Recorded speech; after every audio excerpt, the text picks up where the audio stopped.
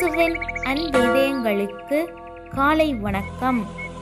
இந்த நாள் உங்களுக்கு ஆசீர்வாதமாக அமைய வாழ்த்துக்கள்.